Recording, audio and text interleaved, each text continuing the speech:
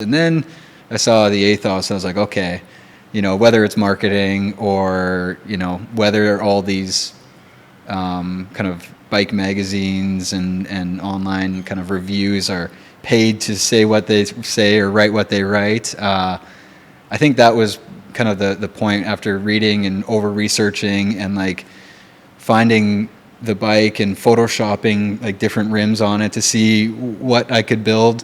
I just kind of fell in love with it. And you told me when I looked at this bike, when you sent me the pictures, you said that the color is not available in Asia. What color is this, and why is it not available in Asia? Yeah, so this is a 2021. This is the Satin Red and Dream Silver. I've still yet to find the Dream Silver on the bike. I don't know where Specialized got that name. Maybe the rotors. Yeah, the rotors. Yeah, that's the only thing that's silver on there. So I don't know where that came from, Specialized. If someone listening can answer that question for you, that'd be great. I don't know where it was all sold, but certainly North America, maybe Europe, and then Australia, New Zealand. So basically anywhere but Asia. In the States, they got an app called TaskRabbit. You basically just punch in a task and some random person gets assigned to it. So I paid a guy to pick up this bike, sight unseen, for me, and drop it off at my hotel the day before. So pretty big risk. I mean, I love it. To me, it's like a 10 out of 10. It's the bike I wanted. I kind of had my mind set on it, and then I wanted the Aethos. And then one other thing I forgot to mention was I was like super smitten with the Aethos when Casper Asgreen rode it in the Tour de France. I was like, I don't know if that was just like this perfect Specialized marketing ploy. It worked. I was like, I got this bike already, and I'm in quarantine at home right now in Canada, and I just saw someone in the Tour de France roll out on an Aethos. Yeah, same bike. I was like, I got that bike. And I sent it to all my friends and everything. So I was like, at that point, I was like, okay, either Specialized marketing sold me on it, or it's just like a funny chance. But I think one other thing, I was looking back at your Instagram page today, and you had maybe a little collab with GC Performance. Yeah. So this is how I picked the color, was because of his videos. Oh, okay. I've watched like every one of his reviews, and he was the only one that actually showed the true color of this bike in the light, which, you can barely see it here, but, it looks black, purple. Hopefully I'll be the second one. I'll try to do it there. Yeah. Let's do that. But that was like, his videos were like, okay, that's the one. Do single-sided power meters make you ride in circles? Yeah. Why not the Rovell Alpinist wheels with climbing frames? Is there any lateral rock? Do you feel that does it rock from left to right? How's your experience with right now? I know we briefly spoke about that, but any valve issues? Okay. When will you be upgrading to Dura Ace Di2? 6.8 kg, baby. That's what's it now? $4,000. I don't know what I could get for this one on Carousel, but how come your wife doesn't get as nice of a bike? Hey team, I want to express my deepest gratitude to our amazing Patreon members who truly make this channel thrive. First and foremost, a massive shout out to my MVPs, you guys, the team managers. Your support is the powerhouse that keeps this channel moving forward. Next up, a royal salute to the kings and queens of the mountains. Your generosity propels these channels to new heights. A heartfelt round of applause for my general classification supporters. You are the solid foundation of this journey. Huge love to my weekend warriors, always there for that extra push on the pedal.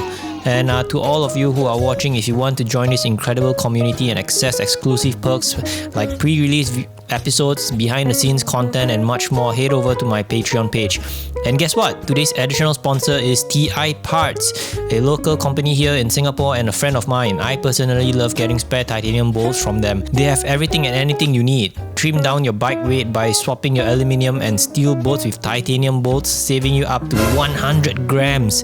The link is in the description below, and they do ship worldwide.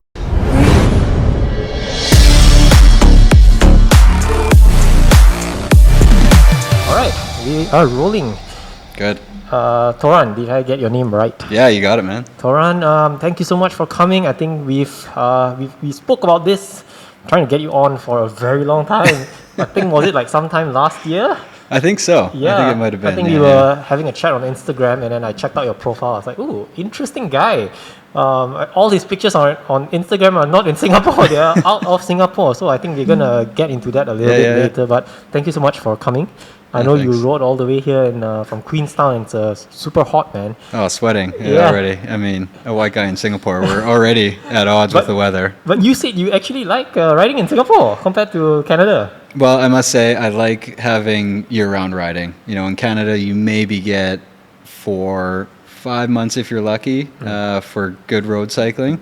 If it's not too windy or rainy, it's, you know, the days start to whittle down in Canada. But here, if it's a rainy day, well, you know what? You've got tomorrow and you got next week. So while it's uncomfortably hot, I mean, you're going to sweat in a workout anyway, so why not, right? Yeah. So. Tell us about yourself. How long have you been riding, and the kind of bikes that you have? You were telling me earlier that you had very interesting bikes, and it comes with a very interesting story. Yeah, if you could share that with us. Certainly. So, yeah, you know, I'm your typical COVID cyclist. I picked it up, you know, I think unfortunately a little late during COVID. So I think December 2020 was when I got my first bike. It was a Tarmac SL6 disc, I think comp maybe, so that's one with 105 on it. So that was the first proper road bike. And I remember actually the first day when I took it out, I did one little loop around the Botanic Gardens, and it's, you know, a little bit hilly, and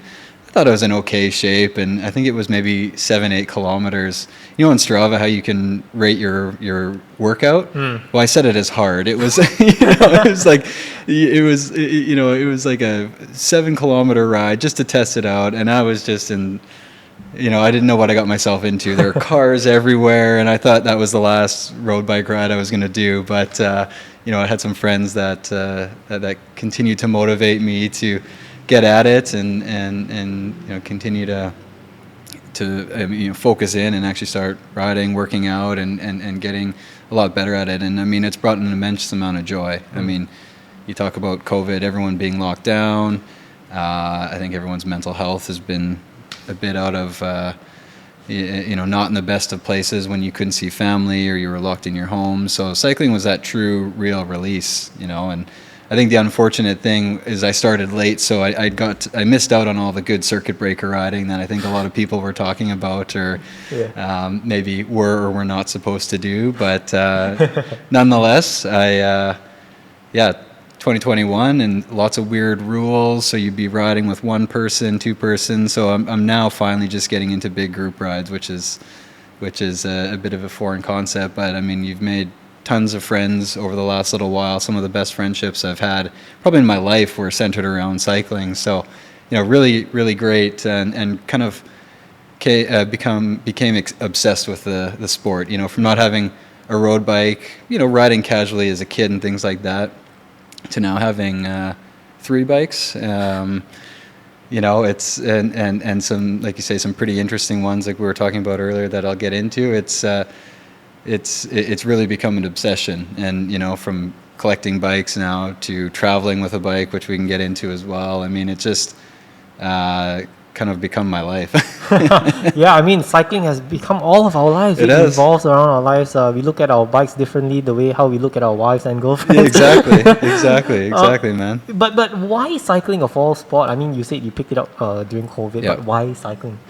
I mean, you know what? I think it all came down to a good friend that was living here. He's like, you know what? You got to get into it. Cycling's a new golf. You know, you'll network with people, you'll meet people from all over, you'll meet friends. I was like, oh, come on, man, like, really? So that gave it a try, and quite frankly, like I said, it's now led me to, you know, some of the best friends I've had. I've seen some incredible sights on the bike. I've met some very interesting people who now, you know, we ride with all over the world. And probably, you know, one of the more interesting ones, it actually led to a new job opportunity. Oh, really? Yeah. Wow. So this is my second role in Singapore. I've been here for 5.5 years now, and the people that I work with now, I, you know, rode bikes with them for about a year and a half before a potential opportunity even opened up. And so it was quite amazing. So it like you really become centered around it. You gotta invite me into this group that you're riding so I can get a new job, man. Exactly. Hey, it's my boss or my colleagues. Hopefully they're not watching this. Yeah, exactly. We'll censor that part out. All right. And so you started off with the Specialized SL6. Yes. Yep. Why Specialized? Are you a Specialized fanboy? Well, you know what? I definitely have become one. I think, I don't know what got me into it when I first was looking at the Tarmac. I think it was back from when I was a youngster.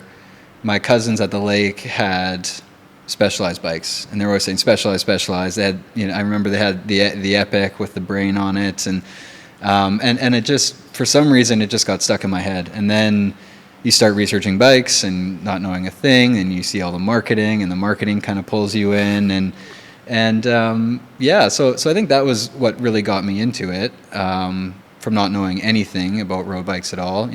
Previously owned Kona mountain bikes, and family members have had Rocky Mountain and some other Canadian brands. So it was pretty new to me. Got the SL6. I mean, I bought it used off Carousel. Great bike. I mean, I love that thing. Did some pretty wild rides on it. My first 200 kilometer ride. Countless laps of Mount Faber, and I mean, I think maybe it was just like the good times I had with it during that period. I just started to really resonate with Specialized, and then I saw the Aethos. I was like, okay. Whether it's marketing or, whether all these kind of bike magazines and online kind of reviews are paid to say what they say or write what they write. I think that was kind of the point after reading and over-researching and like finding the bike and photoshopping like different rims on it to see what I could build.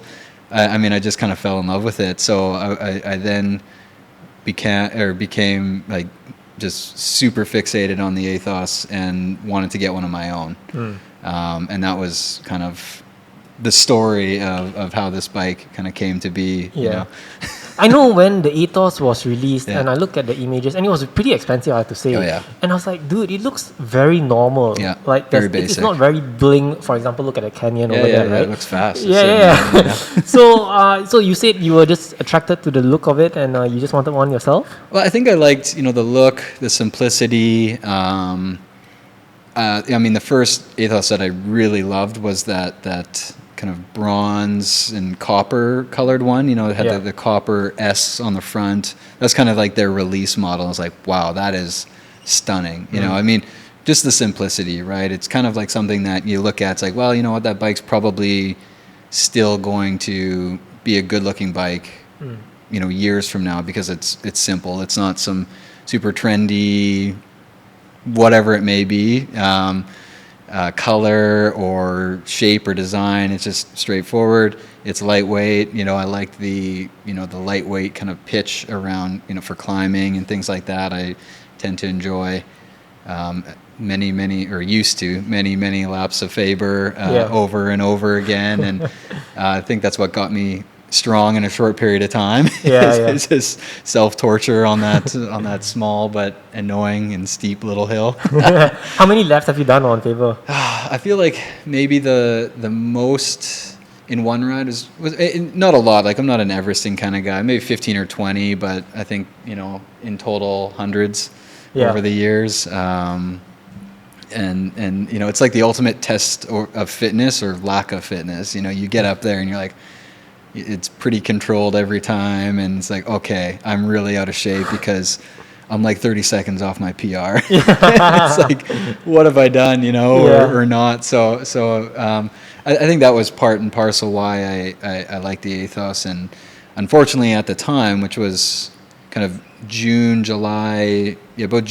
2021, they weren't selling the Aethos Expert or Pro or anything yet in Singapore. It was a very difficult bike to find because they only had S-Works. And if you recall at that time, Specialized nor anyone. I mean, Canyon still hasn't figured it out. They still don't have bikes available for sale. You know, everyone says they're the cheapest bike, Yeah. but if you can find one, it is. You know, that's supply and demand right there. Simple economics. But I think, yeah, that was like the hardest thing to find. So like, I don't know how I'm going to get one of these because I don't want to buy an S-Works. It's 20 grand. Great bike, but I mean, I'm coming off of a Tarmac with 105, riding for 6 months. Do I need a $20,000 bike? Do any of us need a $20,000 bike? I don't know. None of us need $20,000, $30,000, But we but like we still get it. We still get Exactly. it. It's still in my saved, on my carousel. It's saved. And every Oh, time I man. check it, has it been sold? It's not yet. Yeah, The price yeah, is yeah. going down, man. Oh my gosh, we were talking about that the other day, man. Like, Yeah. like the bargain bin Yeah. of S-Works bikes in Singapore right now. Yeah. You know, I'm crazy. looking at Dogmas. I know Yeah. people might hate on me for saying that, but I'm looking at Dogmas right now, and I'm still waiting for the right size and the right price. I think it's still up there, but it's coming. Yeah. Hopefully, it'll come down. But yeah, The good thing about those is they're not ridden. They're used but not ridden. yeah, it looks pristine, man. Like it just came out from the showroom, so I'm getting the deal, I think. Yeah. Yeah, and you told me when I looked at this bike when you sent me the pictures, Mm-hmm. you said that the color is not available in Asia. What color is this, and why is it not available in Asia? Yeah, so this is a 2021. This is the Satin Red and Dream Silver. I've still yet to find the Dream Silver on the bike. I don't know where Specialized got that name. Maybe the rotors. Yeah, the rotors. Yeah, that's the only thing that's silver on there. So I don't know where that came from, Specialized. If someone listening can answer that question for you, that'd be great. This bike, this color kind of was the closest thing I felt to that kind of initial release of the S-Works model. I was like, okay, I like this. It's a satin red. I don't know where it was all sold, but certainly North America, maybe Europe, and then Australia, New Zealand. So basically anywhere but Asia. And like I said earlier, there wasn't any non-S-Works being sold in Asia at the time. So when I found this bike, I was like, okay, how can I get this? You know, this is in kind of the middle of COVID. Some regions opened up, some haven't. Singapore certainly wasn't. But it was kind of a year and a half in, and we're like, I got to get home. We got to see our families. I mean, this is just not right. So ended up starting to look online. I found one for sale in San Francisco. So thankfully, Singapore Airlines flies there. I have had a lot of points from travel in the years. So I actually ordered it online, and I contacted the shop and everything, and they were actually kind of right by San Francisco Airport, which was perfect. I was like, okay, I'm coming from Singapore. I have an overnight layover before I fly on to Canada. I'm like, okay, like just go ahead and order it. And I was like, okay, well, US, are you guys like open? Can I leave my hotel? And they're like, well, we don't really care. We're America, right? You know, rules don't really apply to us, especially around COVID. But unfortunately, the day I was flying, I was set to arrive on Independence Day, July 4th. And it's like, and they're closed. It's like, oh, shoot, what do I do? How do I get this thing? So in the States, they got an app called TaskRabbit. You basically just punch in a task and some random person gets assigned to it. So I paid a guy to pick up this bike sight unseen for me and drop it off at my hotel the day before. So pretty big risk. I mean, Yeah, I've got so many questions, man. I was very trusting at the time. I'm Yeah. like, I'm just letting some random dude pick up this bike that I paid for with my credit card online. Haven't seen it, haven't ridden it, nothing, and then drop it off in like the bellhop's storage unit at the Marriott in California, in San Yeah. Francisco. So So this bike, I mean, you were already planning to buy the Aethos. yeah, at that point, I was like, okay, I want the Aethos. I've marked it up in terms of every kind of combination I had. I had the wheels from my Tarmac. I bought them maybe 3 months earlier and was riding them on the Tarmac. So I knew I wanted aero wheels, being in Singapore. No real hills or anything like that. So I decided CL50s, great value. They were pretty good price and they were available, right? And that was kind of the things you look for in Singapore at that point in time. So had my mind made up on the Aethos at that stage and was like, now where do I fly to get one of these things? So yeah, Yeah. empty bike bag checked in Singapore, loaded it up when I got to my hotel. Yeah, and so you found this on the Specialized website in the US. No, it was. Yeah, well, I used the website to, you know how you can kind of like search and find Yeah. where stock is, and then it was at, I think, Cognition Cyclery in California, and then I kind of booked my flights accordingly to go to San Francisco and then fly out from there. Wow, So, and you got someone to pick up the bike for you? totally random. Never met the guy. It's just on an app. Oh and, my god. I mean, he could have just buggered off with it and you know, Yeah.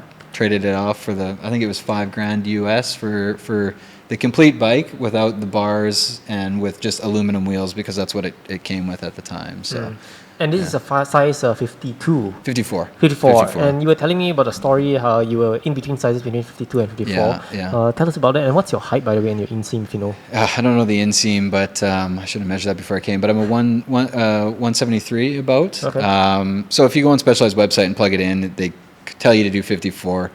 Then you go on any of the forums, and then one person tells you 52, one person tells you 54, one person says 49. You know, I mean, never go online and ask for your size, because you'll get 10 different answers. So I went for kind of a pre-fit somewhere in Singapore here, and they were like, you know what, you could go either way, right? Like, really, we mapped out what the 52 would look like. We mapped out what the 54 would look like. And it was so close anyways. The only recommendation he did have was just to drop 1 centimeter off the stem length. So I kind of thought, well, if I want to make it look slightly more of a slammed kind of handlebar look without jeopardizing kind of comfort and fit, which I could do because you've got a little bit more of head tube length on there, it kind of worked out well in the end. So. Yeah. You know, as much as cool as these bikes look with, you know, the seat post sticking out, you know, a mile, I think I'm only a couple centimeters off on it right now. So it worked out well. Would you recommend everyone to go for a pre-bike fit if they don't know what size, I mean, if they're in between, or should they trust what the chart says on the official website? I don't know. You know what? I would recommend getting it. I mean, if you're going to spend that much money on a bike anyways, like, why not? You know, I mean, I don't know how much they cost here at the shop, but I mean, I think mine was probably a little more. I think I paid $500 for it, but that was the pre-fit plus the post-fit later on when I actually had the bike and he came in and adjusted it. But so I mean, for the peace of mind, for not buying something, you know, not the right size, or for buying something the wrong size, it's just not worth it when you're spending 10, 20 grand plus, you know, so. Yeah, so this is a Specialized Aethos, not the S-Works. Correct. What's the difference between the Specialized and S-Works, and why did you go for the Specialized one? Yeah, I think, so if you just deduce it down to the frame set alone, I think it's probably a few hundred grams difference. I suspect I think it's the 12R, so this is a 10R frame set. I think the 12R is probably a bit stiffer as well. But that's really it in terms of the frame, right? And then I think obviously the setup as well. So your group set, you'd have the Dura-Ace or the SRAM Red, the Alpinist CLX wheels, and then you would have the kind of S-Works stem and bars, and then I think a lighter saddle, and that's it really. So, I mean, the saddle, or not the saddle, the seat post is the same as the Revol Alpinist. I had already wanted to upgrade the bars, so I got the Revol one-piece Alpinist cockpit, which, you know, only comes on the Founders Edition Aethos, which they only made so many of them. So that was already like what I had planned for it. So I figured for a few hundred grams, which, you know, is not even a bite-on your bike. Yeah. Stiffness, I mean, I'm probably not a good enough rider to notice. I mean, they all get us to coffee at the same amount of time, right? So whether it's this S-Works or just an expert model, we're all getting the coffee at the same time. but how much are you saving buying the Specialized one? Yeah, so I mean, with my upgrades, plain bike alone, I think it would have been around 7K Sing versus 20. Wow. But this setup had just like the aluminum kind of DT wheels on it, aluminum bar. It still had the Di2 group set, so that's a big difference. So you got a lot of wiggle room to play with. So I think when I kind of pulled the numbers together, I think it was about 11K sing after everything was said and done. So that was the CL50 wheels, probably the pedals, the Revol bar, which at the time I think was $700 sing. It was maybe a bit less in the US when I got it. And then the 4i power meter. It was, I mean, you know, we still got $8,000, which then I just spent on my Crux anyway. So now I got a Crux and an Aethos for the same price as one S-Works Aethos. So I mean, I don't know. 2 bikes. 2 bikes instead of 1 bike. Actually, you know what? I got my Rock combo as well in that for the same price because it was $1,000. So 3 bikes for the price of 1. Yeah. I don't know, man. Sounds like a deal. Right. Maybe let's run through the bike before we move on to the topic of you doing a lot of travels. Yeah. If you could just briefly just go through what kind of components you have on the bike. Yeah, sure. So, what do I got? So, stock Specialized Aethos Expert came with the Ultegra Di2 group set, and then I think it's got the Power Expert saddle and the Revol Alpinist CPO. So those are all the stock parts on there. What I've upgraded on it: Revol CL50 wheel set, just the newer XT rotors. What else? I put the Revol Alpinist cockpit, the 4i power meter, just the single side. The bottle cage. The bottle cages, which are altitude, and I'm not a weight weenie. I just like kind of the minimalistic look on there. I think they look really sharp. Yeah. And then I put a 1132 cassette on there as well for climbing. Then just the Speed Play comp, the cheap ones, but work pretty well. So relatively straightforward bike. Sticks, kind of headset spacer light mount, which again, kind of the simplicity look on there. I don't have a full spotlight hanging from the front there. And that's about it. You know, pretty straightforward. Yeah. Do you think you'll be making any more upgrades to the bike?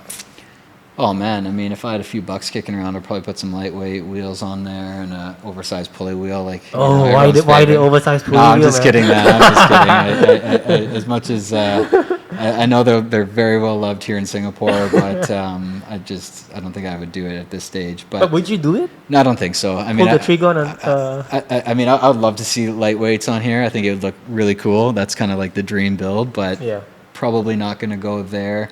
You know, there's not really much to do. I feel like the crank is maybe just a little dated look. Like I love the look of the new Ultegra. Yeah. And maybe if I felt like it, you know, you could just upgrade to the new Ultegra group set, and you've got kind of the 1134 on the back. I mean, it'd be just a climbing machine. But you know, all in all, I think it's pretty good as it is, and I don't feel the need. I kind of got it to a point where I really like it. You know, maybe if I wanted to shave a few more grams for bragging rights, we'll see what the real weight comes in at. You know, my crappy little luggage one was saying a favorable weight, but how much was it? Was it 6.9? Well, I've had 6.9, I've had 7, I've had 7.1. You know, it's kind of all over the place at times. So whenever it says 6.9, I say, okay, I'm done.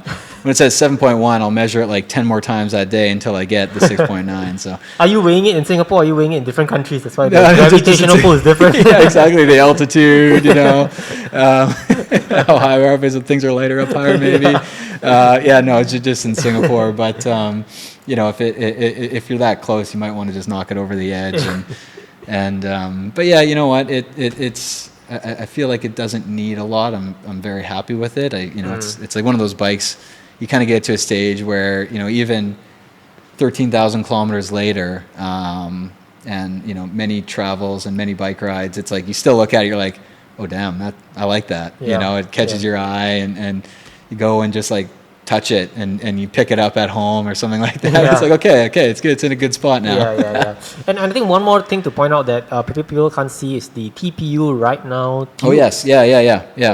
So are you a weight weenie? why did you go for TPU? Well, you know what? I want to try them. I mean, they kind of had a bunch of hype, and everyone was talking them up. And you saw like the Pirellis and the Tubolitos, and $30-$40 a tube. It's like, oh, come on. So I got these ones off Shopee, and they were $11. So they're cheaper than a butyl, right? Or same price as a butyl, basically $7 to $12. So figured I'd try them out. I mean, I did want to keep kind of the net weight lower, and I just put on 28s instead of 26s, so a little bit more weight there, and I just wanted to see if they made a difference. I can't really tell, but again, so. Have you had experience with TPU, getting more flats on TPU instead of butyl?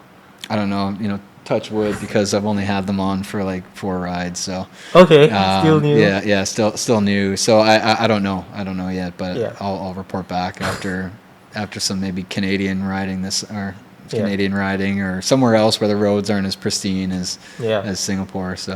So why aren't you on tubeless and on tubes? Oh, you know what? It's kind of it's an ongoing battle. So my mom's a pretty big cyclist back home, and a couple of times we've been out, and it's just just implosion of tubeless, fluid everywhere, and then it's game over, right? Yeah. I haven't really had the full convert yet. I was really close. I'd bought some turbo cottons originally to put on before these, and then I sold them, like, I'm going to go tubeless. And these were on sale at the Specialized store. I'm like, okay, I'm going to stick with these ones one more time. So I've been flirting with the idea of it. Yeah. And a lot of my friends are now on it. But it's like that total blowout, critical system failure. Yeah. But I think that's very rare, very unlikely to happen. Yeah. So for me, it's just the hassle of putting in sealant and stuff like that. Right? Messy as well. Yeah. So like I said, I'd like to try. These are tubeless ready wheels, so I could do it. Yeah. But I like doing a lot of my own maintenance and things like that, and I just feel like this is. Oh boy. Yeah. A lot of work. Yeah. Okay, maybe give us a review of this bike before we move on to your traveling. Yeah, sure. Yeah. I mean, I love it. To me, it's like a 10 out of 10. It's the bike I wanted. I kind of had my mind set on it, and then I wanted the Aethos. And then one other thing I forgot to mention was I was like super smitten with the Aethos when Casper Asgreen rode it in the Tour de France. I was like, I don't know if that was just like this perfect Specialized marketing ploy. It worked. I was like, I got this bike already, and I'm in quarantine at home right now in Canada, and I just saw someone in the Tour de France roll out on an Aethos. Yeah, same bike. I was like, I got that bike. I sent it to all my friends and everything. So I was like, at that point, I was like, okay, either Specialized marketing sold me on it, or it's just like a funny chance. But that love it. Kind of loved it since day one, and we'll get into the adventures. But I think one other thing, I was looking back at your Instagram page today, and you had maybe a little collab with GC Performance. Yeah. So this is how I picked the color, was because of his videos. Oh, okay.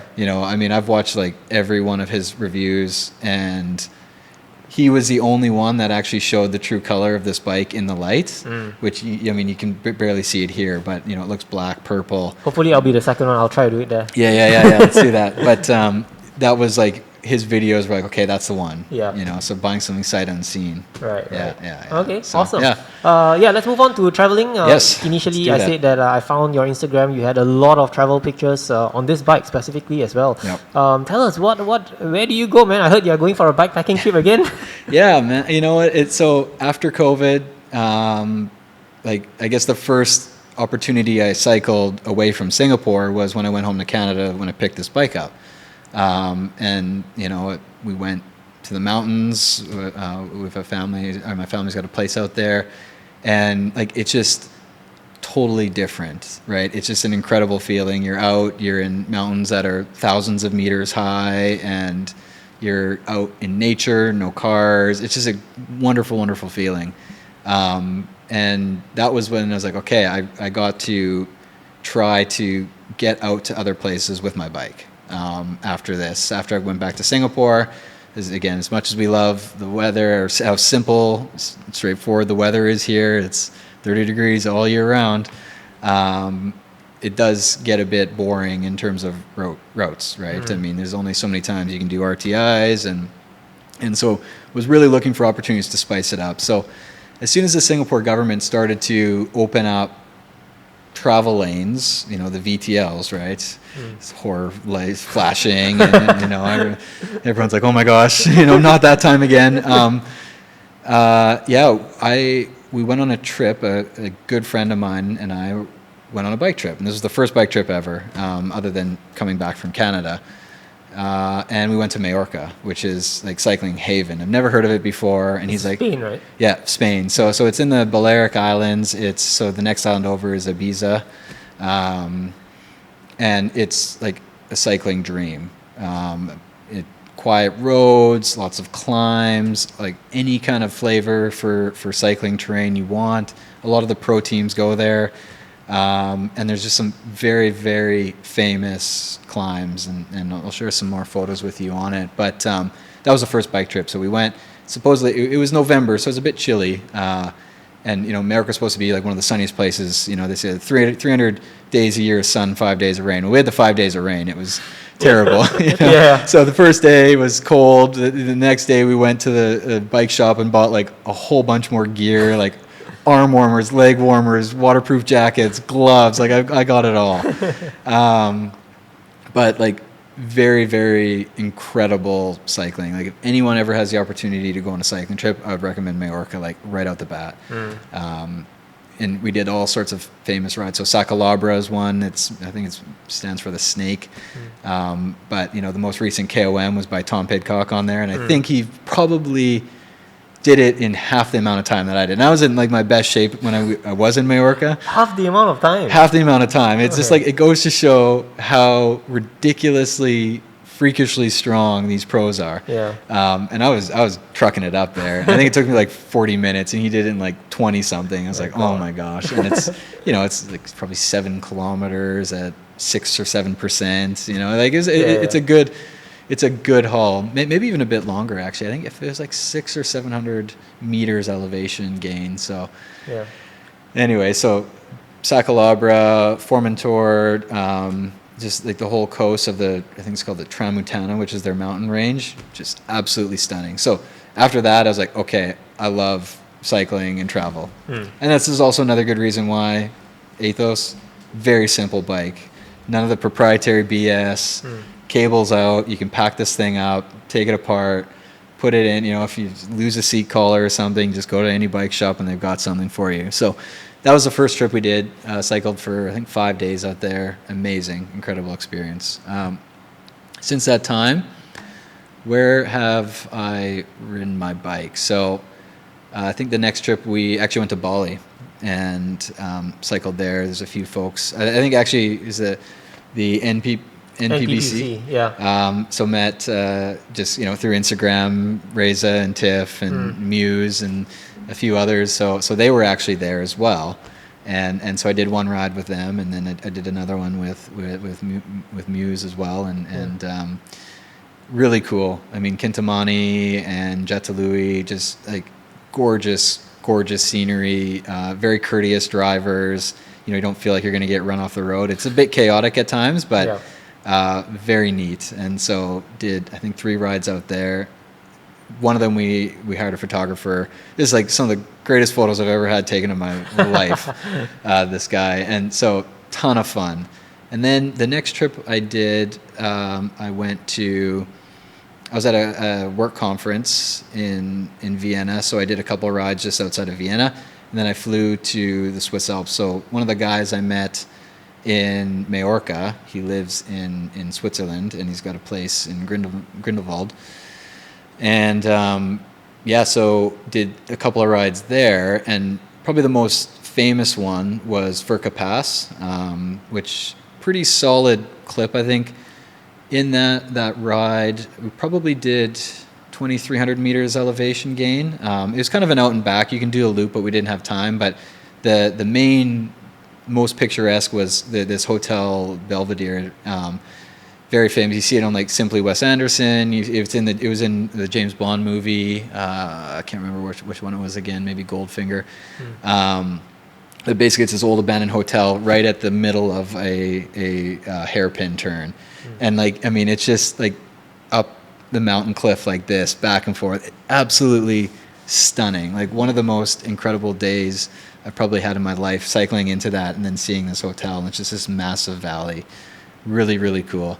And then, I think after that, back in Canada again, Rocky Mountains in Canada, extremely gorgeous place to ride. And then we went to Portugal, the Douro Valley, which very nice kind of vineyards. Unfortunately, it was right after I had COVID, so basically still feeling absolutely terrible, trying to cycle up, really steep climbs, but again, very quiet roads. Very, very neat place to ride. Check that one off. And then where else? I think that's it. Anywhere in Asia? Not planning to try Thailand? I'd love to do Chiang Mai. Yeah. I was going to do Chiang Mai in kind of November, December, but I decided to do a gravel. I took my Crux to Hawaii, the Big Island, and did this ridiculous.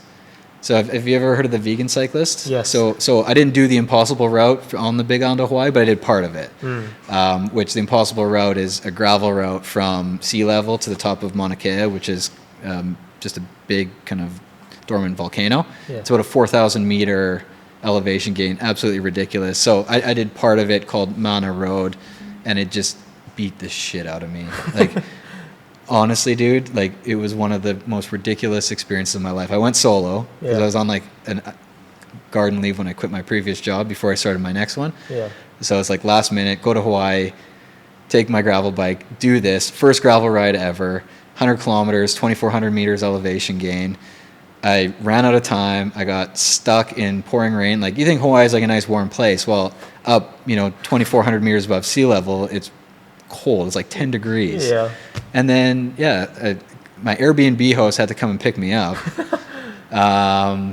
And they'd be like, what is this guy trying to do, man? He's here on holiday riding bikes up 2,400 meters, getting lost. It was crazy. It was crazy. And then the next, 5 hours later, the volcano next to it actually erupted for the first time in 50 years. And I'm sitting there in the rain 4 hours earlier. If I was there, I could have saw it, it would have been gorgeous. It would have been amazing. But it's like the things that the things that the bike the things, the places, the experiences that a bike takes you, it's amazing. And these stories you'll just never forget, right? Yeah. So Hawaii, that was kind of my last bike trip. And then I've done Bintan as well, which was really nice. Really, really nice place to ride.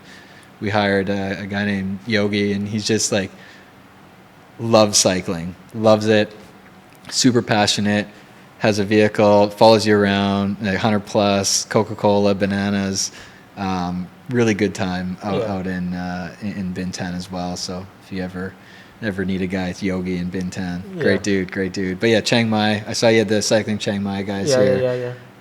Definitely somewhere where I want to try. Yeah. Definitely. It sounds like a nice place to ride, man. Yeah. So I can hook you up with the guy. His name is Luis. He runs a bike traveling business over in Chiang Mai. Yeah. And dude, so this bike brought you everywhere, man. Volcanoes, rain and everything. Everywhere. Well, I took the Crux for the volcano, but everywhere else. Douro Valley, Switzerland, Majorca, Canada, Bali, Bintan. I'm taking it to Lake Como next week in Italy as well. And wow.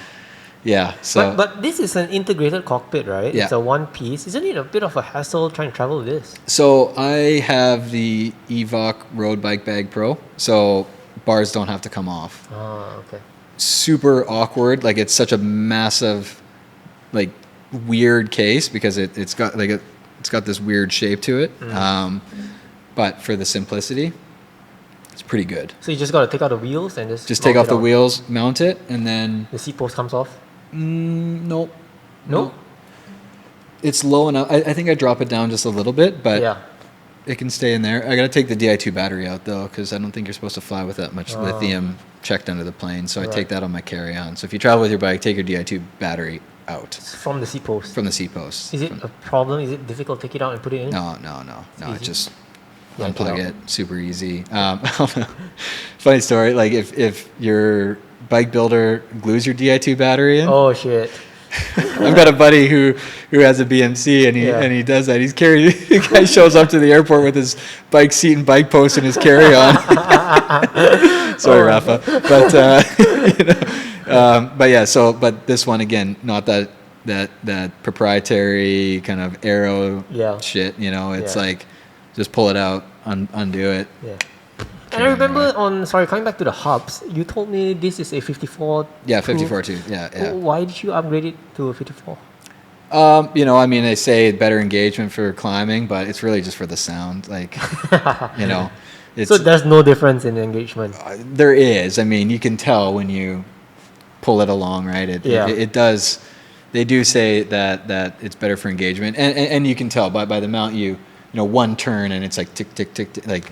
Versus the stock 18 tooth, which is quite a bit of play in between engagements. So yes, they do that. Does it make me a better climber? Probably not, but it's the rider.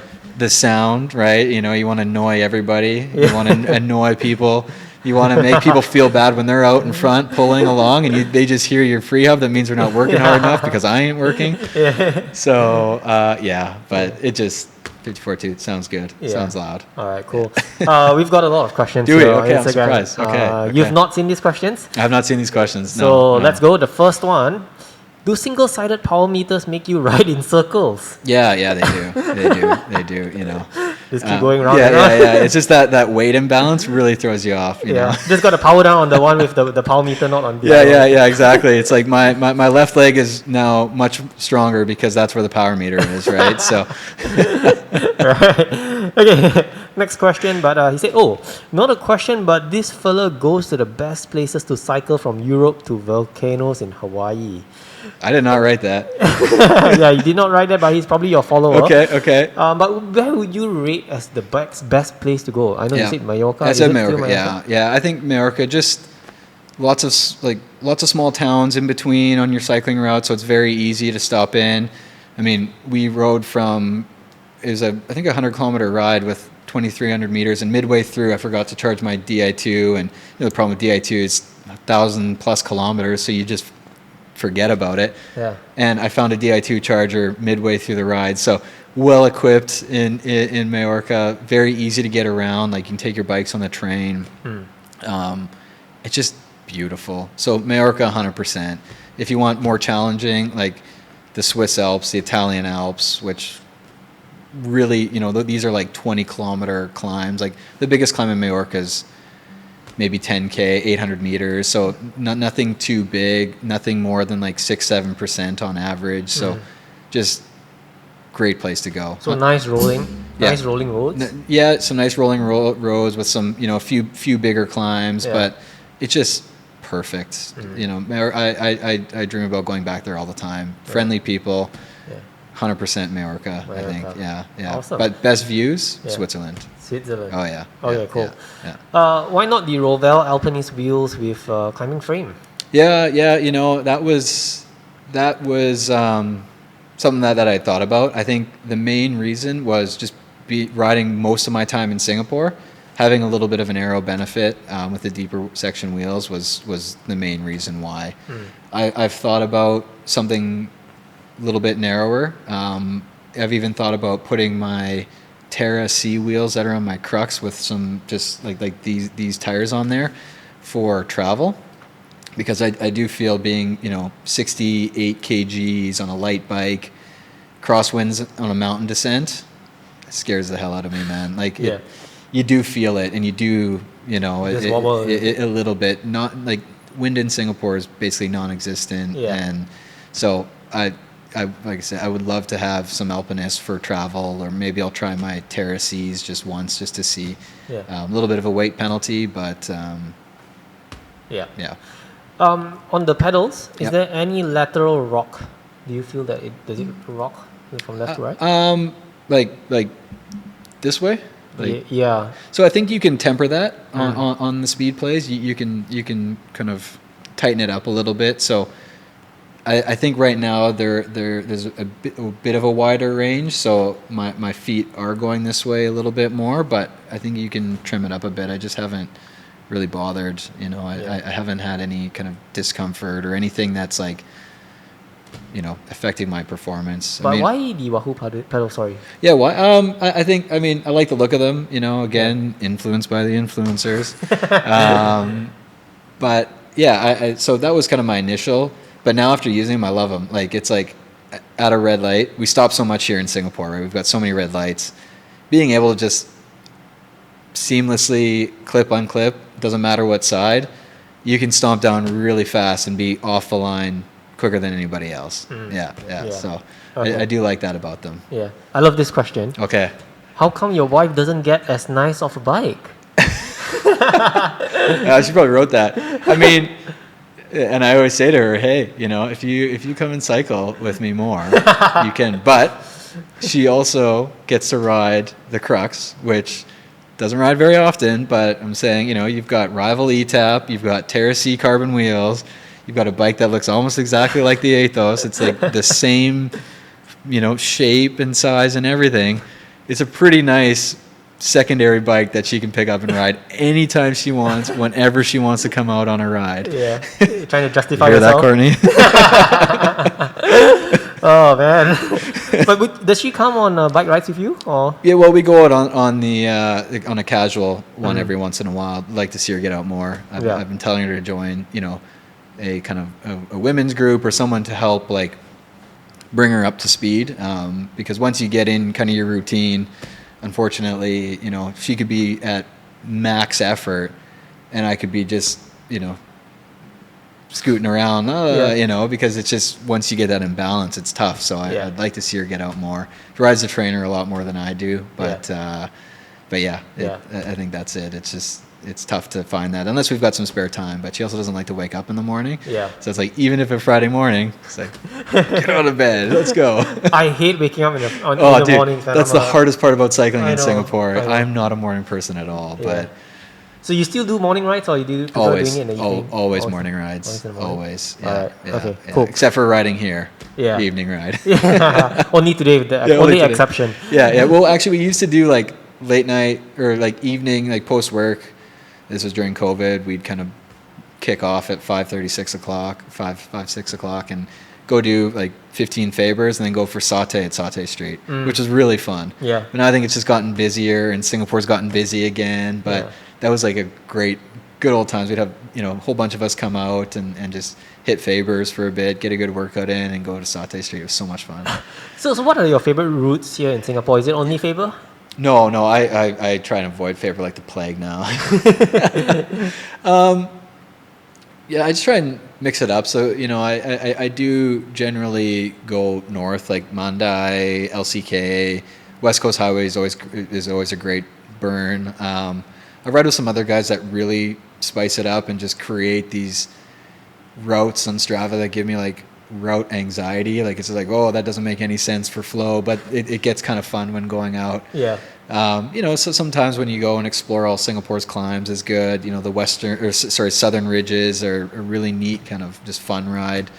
Trying to avoid TMCR as much as I can because it's just it's my favorite, painful. Well, it's good. I did it twice this weekend. Oh, really? I did it twice this weekend. So. I just did one before I came over to the shoot. It was like so hot, man. I went at 3 p.m. It was 3 p.m. It's you're a nuts. bad decision. You're nuts, man. I was sweating at 7 going down there. So.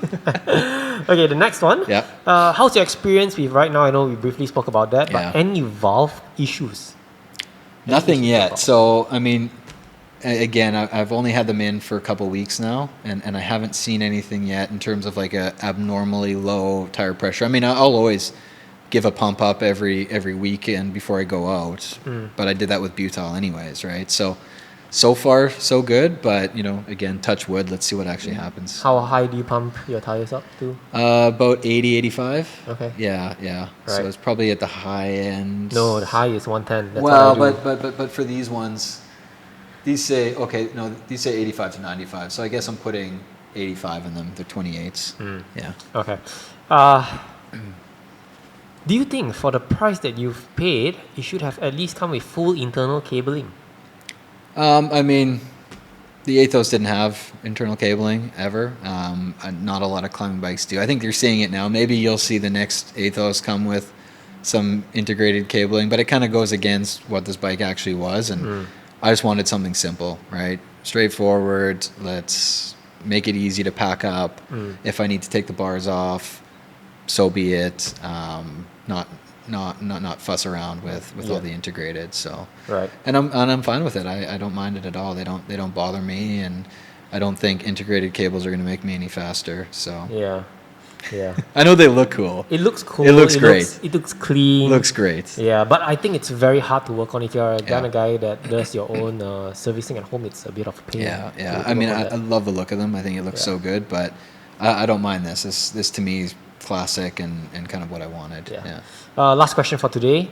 When will you be upgrading to Dura Ace Di2? 6.8 kg, baby.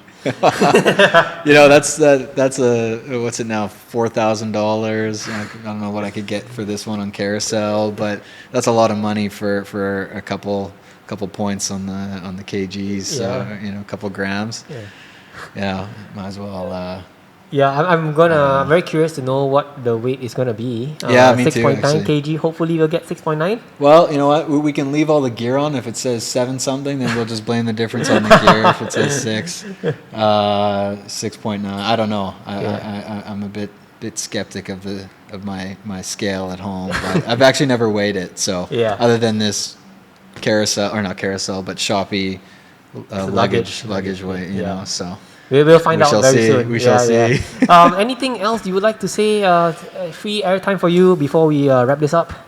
No, I mean, I think I love what you do. I think Singapore's cycling culture is pretty cool. I mean, having been to a lot of places around the world, certainly the coolest bikes are in Singapore. I mean, there's a lot of creativity, and I think seeing it on your show really showcases that. And everyone's done something different. That's what's cool about bikes. Is like people can create whatever their imagination kind of thinks up, right? And do it in a way that's, well, I would say achievable or not too expensive. But seeing some of the bikes that have been through here and in Singapore, there's nowhere else like it in the world, man. Yeah. It's people got excited seeing this in other parts of the world. Oh, really? Where they're like, oh, is that an Aethos? Oh my gosh, like, can I feel how light it is? But you park at a servo gas station here in Singapore, and there's S-Works lined up, Founders Edition, Aethos, there's Pinarellos, there's every kind of Factor and Colnago. I mean, wild. So anyways, keep up the great work, Singapore, because the bikes look brilliant. And just ride safe. I mean, that's always the biggest thing is, Staying safe out there. Staying safe out there. It's just can't Yeah, recommend it. Can't say enough of it because, we've had fellow cyclists who've been hit by cars, and I know a few myself, and it's not good. So stay safe, stay diligent. Do you think Singapore is a safe place to go riding? Like drivers here are tolerant of cyclists, or do you think elsewhere people are much better than this? You know what? It depends. Like I feel like in Spain they were very tolerant. They would get out of the way, wave at you, be very happy. North America, a little bit, touch and go. I hear Australia, they're not very nice people to cyclists sometimes. Singapore's a bit of a mixed bag. There's a lot of hate towards cyclists. Like, as a white guy on a bike, I feel like public enemy number one. As an expat on a bike, it's like, this guy, no, you are not a good person, man. So Not approved. You're not approved at all. But it's a bit of a shame. You do get some pretty hectic drivers out there, and there are not a lot of road space for the amount of cars and people. We're very densely populated here. The mornings are reasonably safe.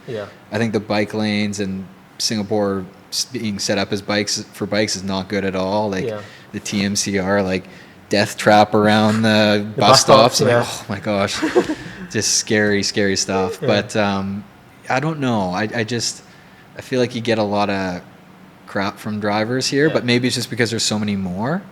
But and then there's just a lot of toxic comments on Facebook, and tell me about it, there's man. one way you want to get angry is you just go on like SG Road Vigilante, which is like the place for the worst people on earth. I mean, it's just so sad to see that people are so angry for no reason. Like, the moment you you see like a cyclist getting hit by a car or getting killed by a driver, and people on that page say, haha, they had it coming. I mean, that's hate speech, man. Yeah, I've posted TikTok videos and people will be like, oh, you know what, can't wait for the truck to ram all of you down, the bowling pins, you know. It's crazy, man. Yeah, but I think it's also because, heartbreaking. like what you mentioned, it's a densely populated country, a small country, roads are narrow, and, you know, everyone just wants to get to where they want to go, and they don't care who's on the road, right? You know, I mean, if you're that important, Yeah. It's just ridiculous. Yeah. Well, what a way to close this interview. Yeah, I didn't want to be like a bummer. Let's talk about something happy before we close this out, man. Yeah. Okay. So there's nobody here in my set, but usually I always give a round of applause. So thank you, Toran, for coming. No, thanks, man. I'll Appreciate add it. all the effects in, and you've been a wonderful guest, and thank you so much for okay. coming over. Yeah. No, thanks, man. Thanks, man. Appreciate it. Got All right. drunk off your All right. lie, and I lost myself again. You hit just like a drug. This time I won't let you in.